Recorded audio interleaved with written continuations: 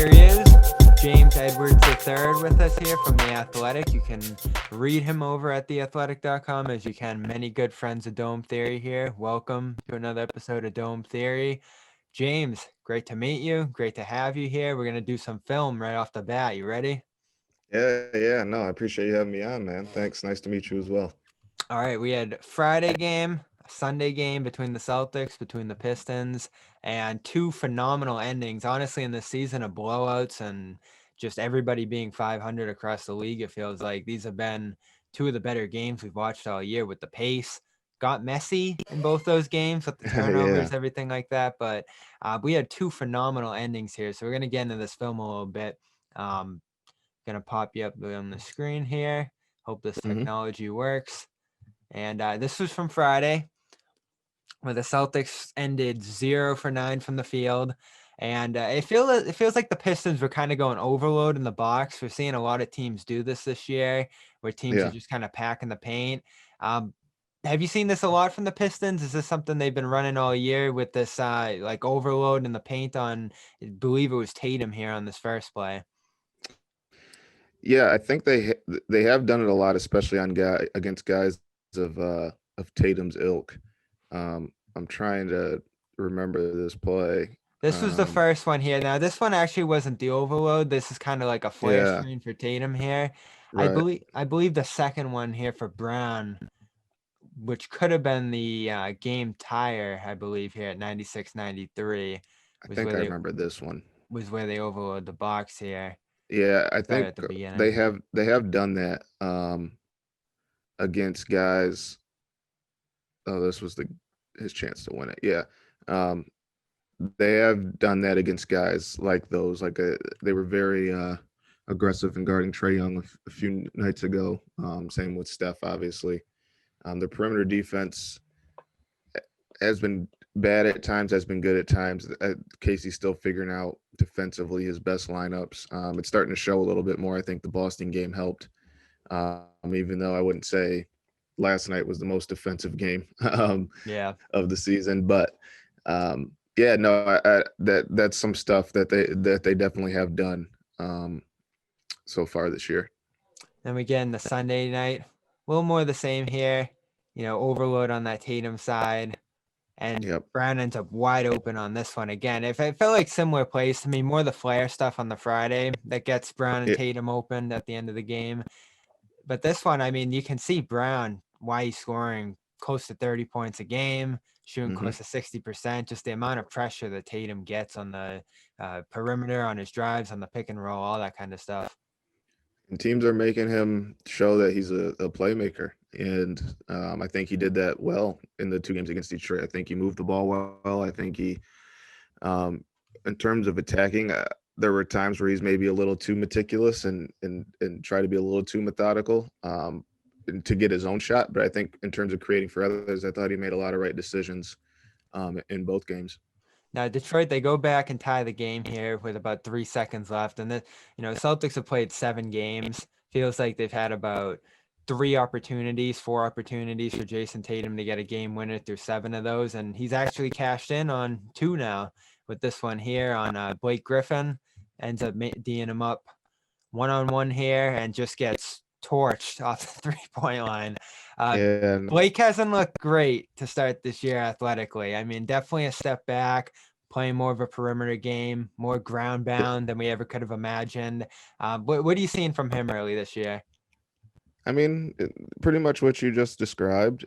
This is, I think, one thing people forget too. And I mean, it could be this is just what happens after many leg injuries and um, getting up there in age. But Blake literally didn't play for a year. His last game last year was late December. Obviously, couldn't play 5-on-5 as most players, as pretty much all players couldn't during the pandemic. So I do wonder if maybe there's a chance that he looks a little more mobile as the season goes on. Maybe not because I mean the NBA season does bring wear and tear. But he hasn't played in a while. He has relied heavily on his three ball, which he's shooting well. I mean, 41%, which is pretty much spearheaded by an 8 of 16 performance against the Cavs a few nights ago. Um, I think actually not a few nights ago, last week or a week and a half ago. Hmm. But yeah, you don't see he's not getting off the ground like he used to. He's more passive. Definitely playing a lot of 3-point line to 3-point line. But yeah, he hasn't played in a long time, so I'm curious to see how this if this changes at all in the next week or two. Now that he's gotten kind of some shaking some rust off. It's a great play here too. It kind of looks like Grant was on him initially. That's kind of Yeah, what the Pistons would want there. And then it's just a quick dive from Tice, screen and pop up from Tatum there, and Blake ends up on him all alone. And like at the last second, you can see Grant kind of come in here and want to come in and get that double, but it's just way too late without the left elbow there. And it's a great shot from Tatum to close it. So we're talking 1-5 for the Pistons now. Um, Not a great start for them. We knew it'd kind of be awkward with some of the personnel that they have in there. I mean, Jerami Grant's looked good to start the year, but where are you seeing yeah. this team at through the start of the season? I mean, it's exactly what I expected, and I think it's exactly what the front office expected. Their goal coming into this year was to be competitive, but still build for the future. And if I know probably a lot of your audience is just focused on the Boston game and hasn't really might not be aware of what Detroit has done up until then. But I mean, against Minnesota to open the season, they were up 8 late and lost it. Against Cleveland, they were up and lost it. They've really only lost one game, like kind of definitively, and even that game they came back, and that was Atlanta, who once had an 18-point lead in the game, and Detroit got it down to I don't think they tied it, but it was within 6 points at a point. Yeah. So they've heading into the Boston series, which is weird to say. Heading into the two I love games it against though. Isn't it great? Like you can yeah, kind of just no, like dive into two teams here. yeah, and I think it showed in the Sunday night game. But Hmm. yeah, like they had lost all their games by, if you average it out, less than 10 points. I think it was like 9.2, aside from the game they won, and then they beat Boston and then lose to Boston on the game winner. So they've been in every single game that they've played. Hmm. They just haven't been able to close it out, Now that's except the other fun. night. That's funny too, because I was doing some YouTube titles yesterday. I'm gonna talk about some SEO here. I don't know how old you are. I'm 22. How old are you? I'm 28. So, we're both kind of out of that age range when the Pistons and Celtics used to battle in the 80s. And, Yeah. I write Celtics Pistons game 2 in the title, and it just explodes because I guess there was a huge game 2 between Bird and Isaiah back in Yeah, the day. And, you go that's back and watch funny. some of those YouTube clips. But yeah, we have series now. It was really fun following the Pistons, the Celtics through both of these games. We'll get to a little more of that series, but I want to talk about your journey now to the Athletic a little bit. Um, Yeah. you've been working in the Detroit area for a little while now, covering sports, high school, college, now the pros. Grew up in Flint. Yeah. What led you toward the sports media game? Yeah. So it was, I mean, I don't know if it's a normal story, but like my dad played like junior college basketball, and my mom played soccer. And like obviously, like any kid, I'm sure all of us and everybody listening wanted to be in the pros, but they always said had to have a plan B in like third grade. So we always had sports on in the house. We always had ESPN magazine. We always had newspapers. So I was like, what's the next best way to get into the league? And it was journalism or broadcasting. And ended up, once I got to college, went to Michigan State, ended up majoring in sports journalism and taking the writing route. And yeah, worked in Lansing, covering high school and Michigan State sports for 2 years. And then the Athletic called in 2017, and I've been covering the Pistons since. Yeah, it's kind of weird because seeing where the company is now, and I'm still, I mean, relatively young at 28, but like I was one of the first, I want to say 30 employees, 45 employees, just because Detroit was the third or fourth city. And I got in at the ground floor. So yeah, man, it's been wild. I feel like a vet, but I mean, yeah, I'm not even 30 yet. How have you kind of seen that it's huge now? Like the amount of people, my good friend Matt covers Syracuse for them. Yeah. I went to Syracuse with him and worked with him, and now he's kind of doing the whole Okay. coverage for them. We got a couple great writers on the Celtics side, as you know, Jay Yeah. King and all of them. It's just ginormous. And you talked about being one of the first employees there. I remember hearing about it when it first started, and they were talking about, we're bringing back the back of the sports page and, bringing in some great writers and just investing in money, the amount of money on doing like deeper stories, profiles, more Hmm. stuff beyond the games. And how have you seen that grow over the last couple of years that you've been there? Yeah, like I think people were always hesitant about the subscription model back then. But if you look now, there's no service pretty much on earth that doesn't require a subscription. And that was just always going to be the way that things went as these companies try to learn how to monetize um, this new digital world. And I think people are always willing to pay for good, thoughtful, in-depth content as long as they feel like they're getting a bang for their buck. And not to say that other publications don't do that, but I think the Athletic, because there are no newspapers, there's not a reliance on getting something out the next day, or there's not a reliance on necessarily clicks. We don't have to have three stories in one night. We don't have to have something that caters to the people who still get hard copies. Like we can take our time and do in-depth stories that, I mean, yeah, like I always look at it like this. Like I can do on Twitter with a few tweets what some people might use as their story. Mm-hmm. Um, and that's just the nature of the business and what we do. And then there's stuff that I think I'm able to do in story form that others aren't able to do just because of time. And I think it's a good balance. I think there's a world for everybody to kind of to live in. I think there are people who are maybe more casual fans that just want to see what's going on that day with a certain team. And there are some people who want to know like inside baseball stuff. So I think this world we can all live in and thrive in.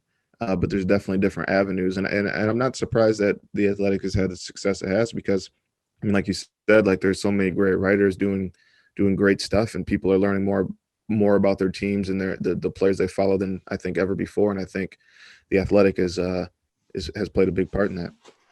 Now you've had a good story come out on Jerami Grant making his road to the Pistons. I see you got another one coming. Yeah, yeah, yeah. You got the wrong message. It was actually supposed to go to. We have a Athletic beat writer DM thing. And since you had DM'd me last, and that one's usually up top, it was late after the game, and I hit the wrong button. That's But yeah, there's great an because I there's an I do my research. I yeah, dig deep. I never would have known that was coming, but I can't yeah, wait to preview that story a little bit here. But that's the kind of stuff you try to do to set apart the athletics coverage a little bit. Is like a story like that on why Jeremy Grant would make this decision. That was honestly one of the big questions of the off season. yeah, Denver had just made the Western Conference Finals. He had grown so much there. He seemed like the perfect kind of third, fourth option on the team, given his shooting, given his yeah, help defense, all that stuff. But no, he takes the same amount of money, goes to Detroit, becomes pretty much the first option in Detroit. And you dove a little bit into why he made that decision, some of the motivating factors, some of the stuff off the court that would lead him in that direction. So give us a little preview of what we're going to read there. Is this coming out tomorrow? This pod or today? This is today. Yeah. Okay. Well, the story's not coming out till tomorrow. Give us But what you can. Give us yeah, tease it. let's just say I had a chance to in this world, this current media world where we're not, it's tough to get one-on-ones with players. I was able to get one with Jeremy Grant, and yes, the bigger role, the ability to grow as a player was a motivating factor in coming to Detroit. But I will say that, and while that has been kind of the public push of why he's come here, there's other underlying reasons that he has not yet discussed that will that really motivated his uh his reasoning for coming to Detroit. And yeah, the story that's coming tomorrow, we'll get into those. For me, I think it's a first of its kind in terms of a player admitting for these reasons as why he came to Detroit. I can't think of many who have I'm being very vague, but I think people will understand when they see it tomorrow. All right, well, this is what we're gonna do right here. Since I have the keys in front of me, I got the ability to make all this happen. I hope you trust me here. But we're gonna cut this part out. We're gonna use as a segment tomorrow after the Okay. article comes out, and we'll just leave everything else here because the Pistons Celtics played on Sunday. Celtics got another game tonight, so we'll leave all this stuff. We'll cut this part out and put it on tomorrow. And I'm just curious. I just want to hear this before Yeah. everybody else. This is selfish for me, but what do you get into with him? Yeah. Like, so, I mean, basketball fans are familiar with how Jeremy was at the forefront of kind of social justice and racial inequality in the bubble. He was the first one to every question that he got. He brought back to Breonna Taylor. And I had heard through the grapevine that part of the reason he wanted to come to Detroit was he wanted to play for black men in leadership positions. And you look at Detroit, Dwayne Casey's the head coach, and Troy Weaver's the GM. And it's no coincidence that Detroit is the blackest city in America. So we dove into that and why that was why having black men in leadership positions was important for him. He's a guy who's been in the league 7 years now and has never played for a black coach. And is that kind of what the Pistons are building here a little bit in terms of, the leadership structure from Troy Weaver, Dwayne Casey, yeah, he's had a phenomenal run in Toronto, no championship, but, a guy that you can trust as a head coach, I think has done a good job in a couple different stops now. And then, Jerami Grant, what does he kind of see himself as in terms of a number one option in your conversations with him? Yeah, I think one thing I asked him is when people saw the news that he would go leave Detroit or leave Denver for Detroit, you could see like the common fan be like, "Oh, he's just chasing stats. Like it's selfish." And I asked him, I'm like, "Why do you think people have that view?" He's like, "I don't think fans can understand it, but players can understand it. Players understand wanting to be the best version of yourself as a player as you can be." And I think fans just look at it as I just walked away from a situation where I would win. And I get it. Like you only get a short amount of time to play in this craft. And Jeremy, you look back at his history, even going back to high school, he's never been considered the best player on his team. In high school, he played with Victor Oladipo, his brother Jarian, and Quinn Cook. In college, he was with CJ Fair, Tyler Ennis.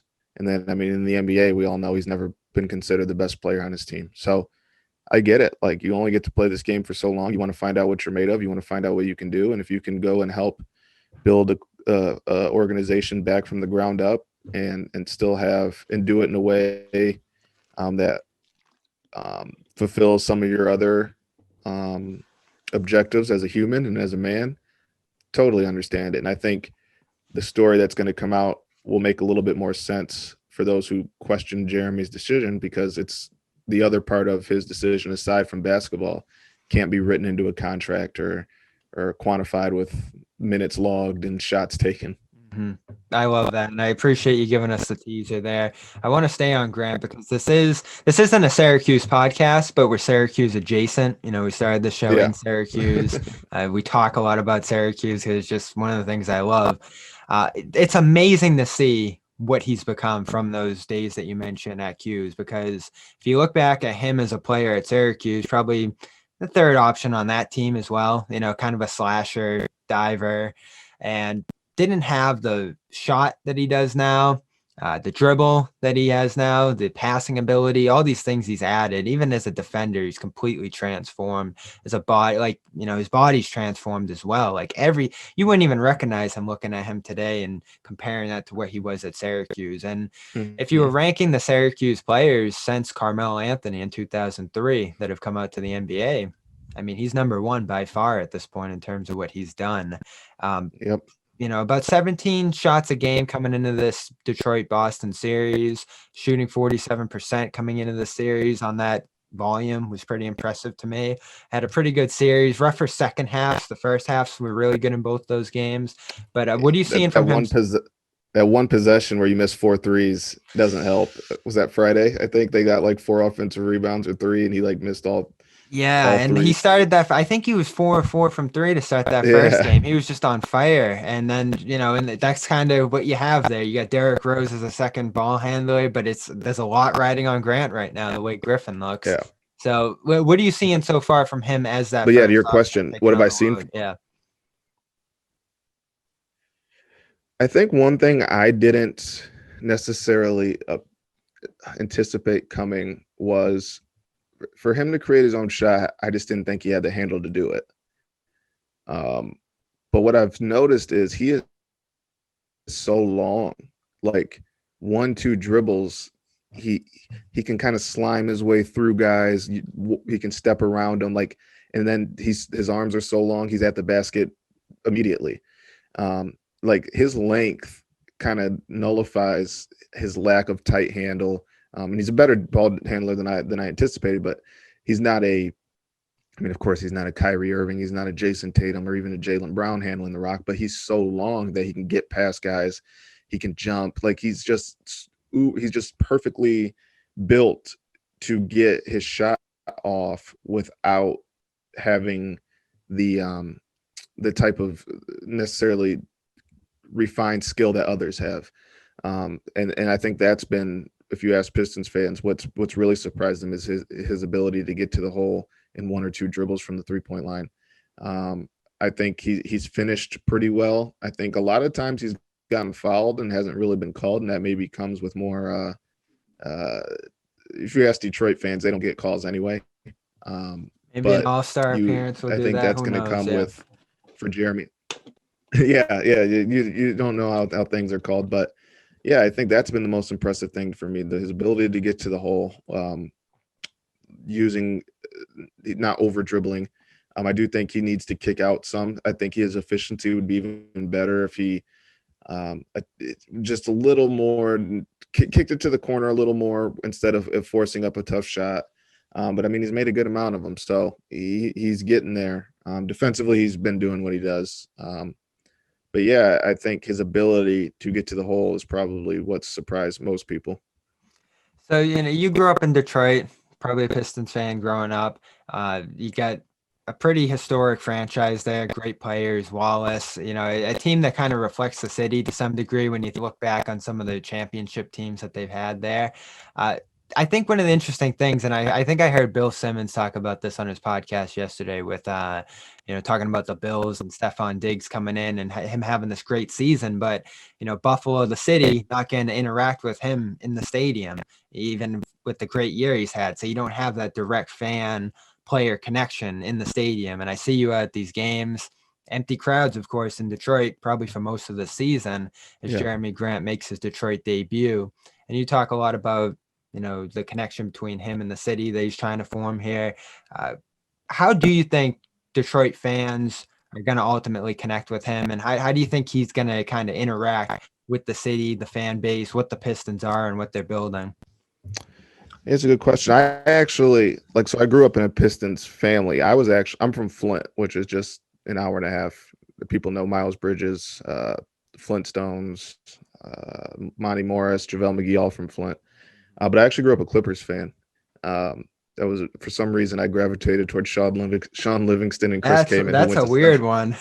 Yeah, yeah. No, I liked Chris Kaman. Went to Central Michigan, so I got to see him play a lot. And then Sean Livingston, everyone compared him to Magic Johnson, and being a Michigan State guy, like I just gravitated toward that. Yeah. But I know what this city.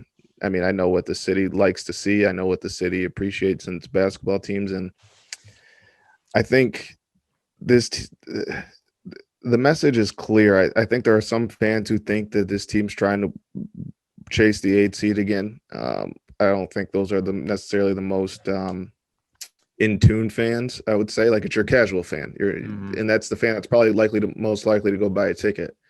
But if they're able to compete, that was my question coming into the Boston series. Boston's record wasn't as good as I think the Celtics are. But I was curious if Detroit could play competitive with a team like that. And so we have the full spectrum where they're playing tough against the Clevelands and Minnesotas of the world, but they're also playing tough against the Celtics of the world. And I think if they're able to consistently do that when fans return, I think the city will get behind them because they'll look out there, they'll see 19-year-old Killian Hayes, 20-year-old Sadiq Bey, 20-year-old Sekou Doumbouya, 26-year-old Jerami Grant, 23-year-old Svi Mykhailiuk, 22, 23-year-old Josh Jackson, just a bunch of young guys out there playing hard and giving them something to root for throughout the duration of a game. Isaiah Stewart, who played really well in the 2 games against Boston, I thought another 20-year-old, 19-year-old. It's a far cry from what Pistons fans are used to the last few years, which is the bunch of veterans going for the 8th seed and not much to get behind. It's a different dynamic, and I think fans will be able to see that because if they're able to be competitive versus the good teams, the bad teams, and just give you something to root for the duration of 48 minutes, I think that's just what Detroit fans want, and they want to see a light at the end of the tunnel. And I think this is the first time in a long time you can kind of see some rays peeking through the cave. What do you think of their offseason? Because they got blasted pretty hard for some of the signings they made. You look at Grant now, that one makes a ton of sense with all things considered. Mason Plumlee's been good so far. Maybe not, it doesn't make the most sense in the world roster wise with some of the other pieces they have here. It's a ginormous lineup. Okafor's there. I mean, it's not like they committed big money to him, but you look at this lineup, you look at the moves they made over the offseason, it's just big bodies everywhere. And it almost does remind you of what they had a couple of years ago with Josh Smith, Greg Monroe, Andre Drummond. Drummond's out the door. Trade last year. They didn't get a ton for him, but you're right. I mean, this team looks fun. Love the draft picks. Hayes has struggled so far. Sadiq Bey looks awesome. Almost someone that the Celtics might regret not drafting with the way Aaron Nesmith's situation has gone. And then you mentioned Isaiah Stewart. On that, guy I love. Real quick, on that, I had heard that the Pistons possibly were going to get Aaron Nesmith if the Celtics didn't. Oof, I don't know what to say about that one yet. Wait till he plays. But you don't love a guy not being able to play right away. But what do you think of what the Pistons have been doing so far? What's it toward? What was your reaction to the offseason? How it's gone so far? I think like most, it was confusing at first because the week that free agency and the draft and all that stuff opened, spent the first 4 days looking like they were going to do a complete rebuild. They looked like, they traded away Bruce Brown, they traded away Luke Kennard. Before draft week, they only had the number 7 pick, and then they left the draft with 3 first-round picks and a second-round pick. So the vibe was like, oh, this is going to be a complete teardown. And then the next day comes free agency, and they sign Jerami Grant, Josh Jackson, Mason Plumlee. And then just money flying everywhere. Yeah, money flying everywhere, man. And I think it got lost. The message that had been preached for so long, well, not for so long, but prior to all that, was that the Pistons wanted to be competitive, but while building for the future. And I had written, like, I understood nationally why people were confused or whatever, but I think now, like, we're seeing exactly the plan. They have been in every single game that they've played to date, but they haven't won. So you're not having this culture of, like, if you don't have Jerami Grant, Mason Plumlee, this team probably has 3 or 4 20-point losses, 30-point losses. And that's not really kind of the taste you want to leave young players with as they're getting into the NBA and you're trying to build this from the ground up. I think you asked me, a 1-point loss as much for your future as a 20-point loss in terms of draft positioning, but a 1-point loss versus a 20-point loss makes you feel a little bit better about yourself, especially when it comes against a team like the Celtics who has championship aspirations. So I think we're seeing it now, or at least what I tried to write and portray to people, that this team's not going to win a lot of games. But when the way they wanted to rebuild was by being in games. And I think we're seeing, point in case, this first 6-7 games, like I said, they've been in every single game. They only have 1 win. And I don't think anybody in that locker room is hanging their head too low, because I think if you ask them, they feel like they probably should have won 3 or 4 of them. But there are limitations on the roster, like 3-point shooting, even though they shot well last night. That was really the first time they shot fairly well this season. But there are limitations that hold you back from winning a lot of games. So it's worked out. They put together I mean, we could be talking about at the end of the year maybe the best tank job in NBA history if the Pistons lose. Their average margin of loss is like less than 10, but they have only 15 wins. Like that's much better than what Philly did. Philly's still recovering from all those years of losses. The foundation kind of the taste in that organization is still weird. Guys still leave and guys still come and go. It's still not perfect. They have two guys that everybody loves, but like they haven't won anything. They're still trying to figure it out. Detroit wanted to be competitive while building for the future, and they're in the process of doing that. Well, I'm impressed so far. They almost have a fan in me in terms of what they're doing and how they look early on. I love the young players there, and they were a fun watch over the weekend. I think there's been some of the most enjoyable Celtics games I've watched so far to start this year. The way they just went out there and attacked. It was almost reminiscent of those early Celtics rebuild years, just the pace and intensity with which they played. So they'll be an interesting watch for people this year, probably more fun than people expected. I think there's definitely going to be a thin line between a lottery team and a playoff team with the 10 playoff spots this year. So they're going to kind of be towing that line. But so far at 1-4, you're right. Like they'll be among those bottom teams that have a chance for the number one pick in a pretty good draft. Before we get you out of here, I want to do some music. We got some strange, saddening news at the same time in MF Doom's passing. The fact that it was on Halloween and then announced on New Year's Eve was strange, but kind of befitting of an artist who was mysterious and elusive and almost mythical in a way in MF Doom. I saw you have a poster back there, a million records behind you. I'm sure you have some of his records. I got the Mad Villainy one over here. But Classic. I'm not going to call myself a day one or anything like that because I only just started listening to him in probably 2017, 2018. People put me on to him, and the last 2-3 years I've been listening to him a ton. So, when he passed, I kind of had an extra hit on me because the last 2-3 years I was just listening to all his work for the first time and really becoming familiar with it. But what's your connection to him? How did you respond to the death on New Year's Eve? Yeah, the connection was so like I've always been into. I grew up in kind of the blog era of rap. So like Two Dope Boys, all hip hop. Gosh, now there's like none that I use, so like I can't remember them. But like Two Dope Boys specifically, like so they would post like obviously like mainstream stuff, but they would also post like underground stuff. And Two Dope Boys is still around and does great stuff. So if anybody's listening to this and like wants to find new artists to listen to, but you're into like kind of more rapidy rap stuff, like Two Dope Boys is a great website to check out. But yeah, so like I would always be on there and just like looking for new music. And they had I think Mad Villainy came out in 2004. Yep. So this was probably 2006, which was my first year of high school. That I like came across Mad Villainy, and I actually my best friend Sam, who actually works for Rock Nation. He's like Meek Mill's tour manager. He like Funny he had a story cousin. on that in a second, but keep going. Okay, yeah, I can't wait. He he had a cousin who like used to like be able to get like burns. Like he was early on he had a cousin that was early on like if people remember LimeWire, and all like the torrent sites that you could get like music legally. So he had a cousin that was good at that. So we would like get CDs, and like me and him had a business in like middle school and high school where we would sell. We'd like people would ask for CDs, like actual albums or like mixed CDs, and we would burn them and sell them for like $2. But yeah, we came across MF Doom like early in those Stones Throws days, like 2006. Fell in love with it, like never heard anything like it. I was a huge wrestling fan, so like the mask got me.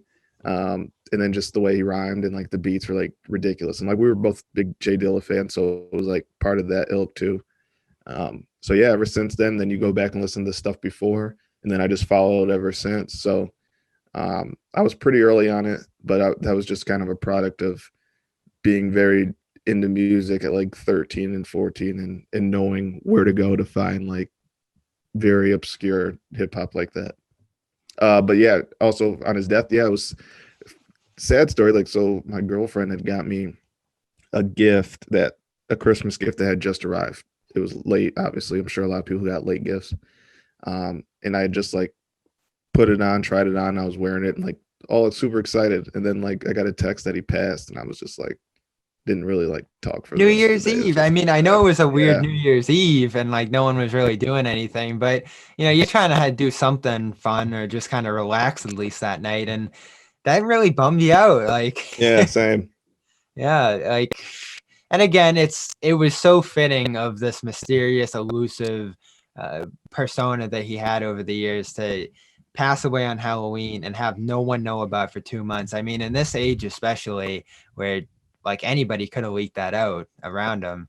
That's just kind Yeah, of the life he lived. He was so elusive that no one probably even knew outside of his wife to be able to leak that. right. And he's across the pond in London.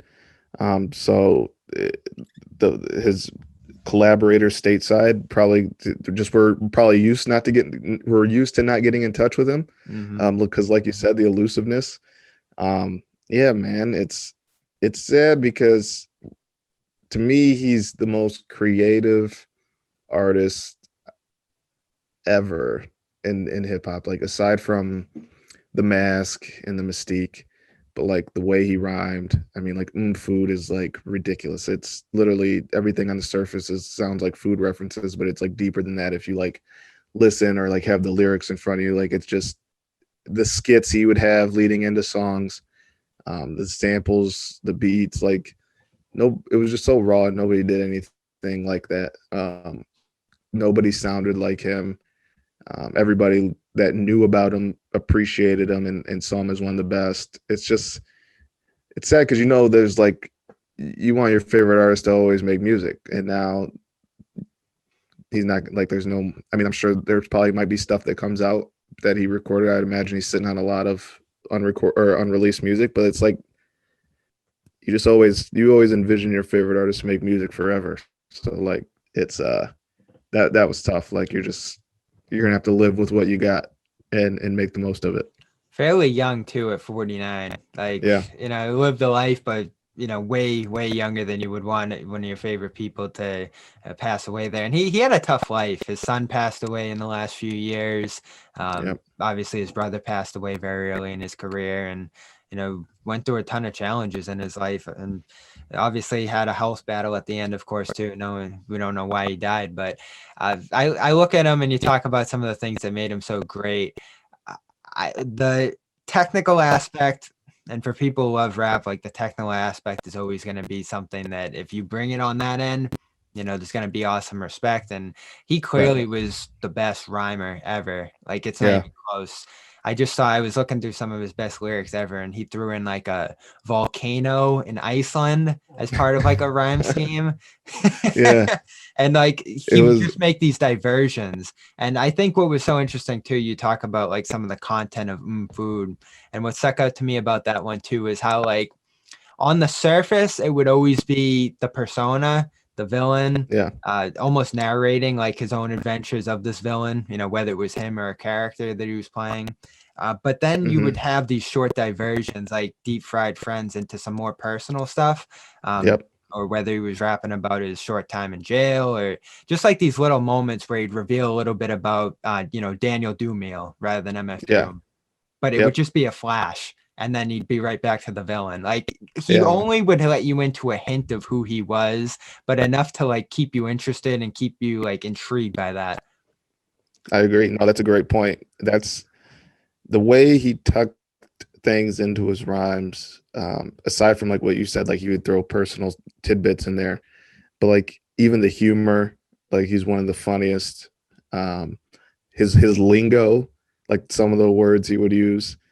Um, yeah, man, like every word seemed strategic, and every word was like you think he's gonna say this, but then he says, I'm trying to think. There's one in Mad Villainy, um, where it's like clearly the rhyme should have been butter, but it's like I'd have to now it's gonna bother me, but it's That like makes he me says think of the one popcorn with something, that makes me think of um, the one and it doesn't rhyme.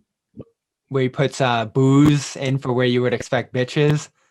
Yeah, that too. Like Yeah. there's, and it's like it won't rhyme, but it's like you're not gonna be able to predict what he's saying. Yeah. Um, and like that's genius. Yeah, the butter one's gonna bother me. because it was so like butter would have rhymed perfect, would have made sense. We'll But put it then, in afterwards. We'll put in yeah. the lyrics afterward on the screen here.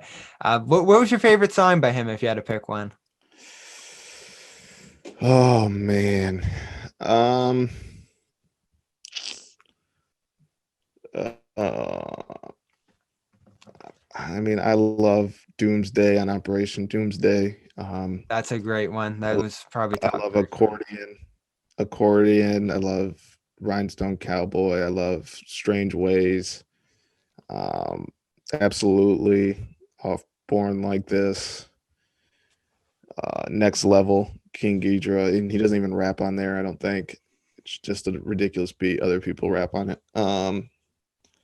Phasers of King, like it's just too, yeah, man. Like it's There's too many to pick. I couldn't do a top 10. There's some really good ones on the Victor Vaughn album too from Oh man, 2004. And like you think, I just realized this the other day. He released Mad Villainy, Food, and the Victor Vaughn album all in the same year in 2004. I mean, there's never been a year like that for an artist in hip hop history. no, because I think again, it always goes back to people that know. To those people who were checking for it and were familiar, like those are three classics. And like to drop three classics in one year, like I think like DMX like probably did two in one year. There's a couple artists who did like two in one year, but like on that level, that like shook up what people knew as like the underground, like that was unfathomable. And to, I mean, Mad Villainy was, I think the like it's always the one that people are familiar with go to, but I try to bring in other stuff like Victor Vaughn, but I think with Mad Villainy, that's like the epitome of like an underground rap classic. Like it's the most obscure thing. It's short, the beats are wild, the rhymes are wild, but it's like so perfect. And it's like the epitome of obscurity. Like if anybody asks what does obscure mean? Go, it's mad. It's a picture of his shadowy face on the Mad Villainy cover.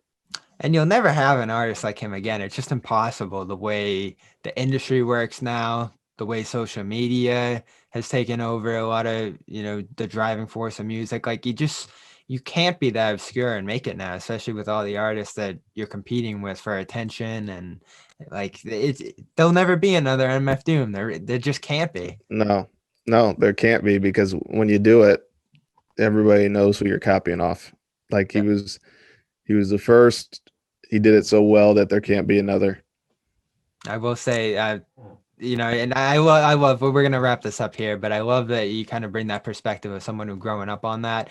I obviously didn't get to do that, but Freddie Gibbs and Madlib Yeah, kind of carrying the torch of Mad Villainy is something that feels similar. Not quite the it's same, but inspired it's by close. and, carries that torch. So I'm going to keep following that. Look for the third edition of that trio. And you probably would have. Did you ever think there would be a Mad Villainy follow up when you think about like, oh, could there have been more music? Did you expect there to be a Mad Villainy follow up at some point? So like I'm a super like nerd with that stuff, and like I found like I think Madlib has admitted that it's been done for years. They Wow. just couldn't agree on like when it would come out. I always held out hope that we would get a Madlib Freddie Gibbs MF Doom album at some point. I always held out hope that those three would get together and just do it. And like I know Freddie and Madlib did an interview, and Freddie was like teasing Doom. He's like, he can't rap better than me. He's like, oh, he I remember that. just talking mad shit. And I was like, I wonder if they would ever do it. And maybe they did it, and it's in the tuck, and nobody's talked about it. But yeah, man, that's one that as a massive fan of both, I love Freddie and I love Doom, and I love Madlib.